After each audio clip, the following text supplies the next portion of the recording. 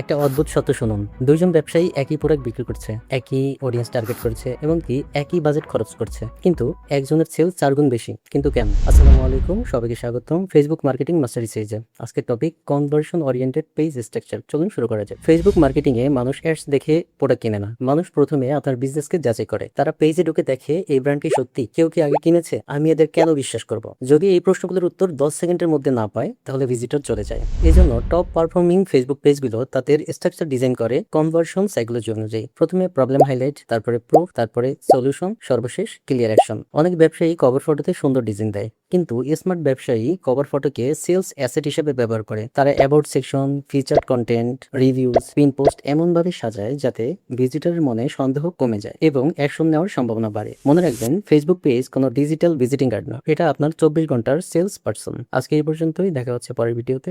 আল্লাহ হাফেজ।